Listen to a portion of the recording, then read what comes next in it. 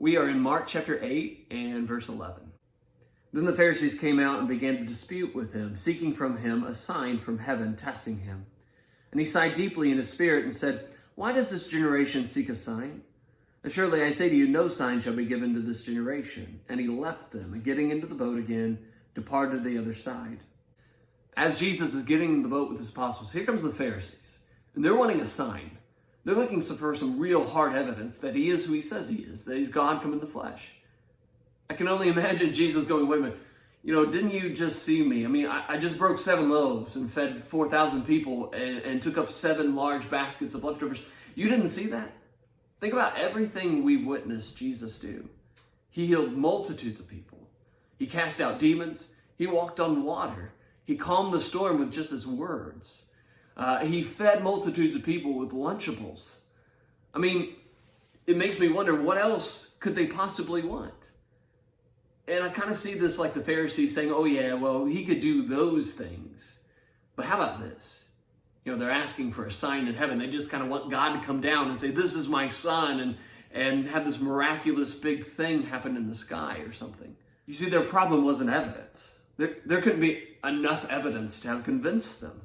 Their problem was they had a heart issue. They didn't believe, and they were looking for something to justify their position.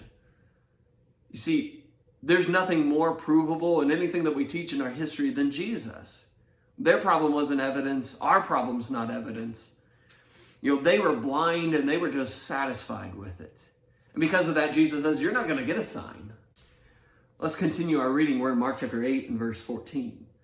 It says, "Now the disciples had forgotten to take bread, and they did not have more than 1 loaf with them in the boat.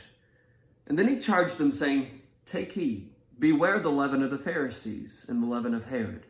And they reasoned amongst themselves, saying, 'Is it because we have no bread?' But Jesus, being aware of it, said to them, 'Why do you reason because you have no bread? Do you not yet perceive nor understand? Is your heart still hardened? Having eyes, do you not see? And having ears, do you not hear? And do you not remember? When I broke the 5 loaves for the 5,000, how many baskets full of fragments did you take up?' And they said to him, 12. And also when I broke the 7 for the 4,000, how many large baskets full of fragments did you take up? And they said, 7. And he said to them, 'How is it you do not understand?'" So Jesus gets in the boat with his apostles and begins to head to the other side. But a problem had arose amongst the apostles. They forgot the bread. There was only 1 loaf. And they started arguing about it. And Jesus is still thinking about what just happened. And so he warns them about the leaven of the Pharisees. Leaven is just something that spreads. And he's talking about their influence, their mindset, their unbelief, their blindness. And he says, if you're not careful, you're going to get it too. When the apostles hear about leaven, they're thinking, "Oh no, he knows somebody forgot the bread." You see, they had not fully rejected Jesus. They were not completely blind like the Pharisees. But they still had blurry spiritual vision. We'll see a miracle that kind of proves that later. But at the very least, what they had failed to recognize is that Jesus can handle a bread shortage. Had they somehow forgotten what Jesus did? No, they had seen it all. They saw him break the 5 for the 5,000, the 7 for the 4,000. They saw him take up the baskets. They had saw, but they didn't really see. They had believed, but they didn't really believe. It's my fear that on the day of judgment, there's going to be a lot of people who will be able to say, "Well, yeah, I saw, but I really didn't see it. I believed, but I really didn't believe it. I didn't take him seriously. I didn't do what he says.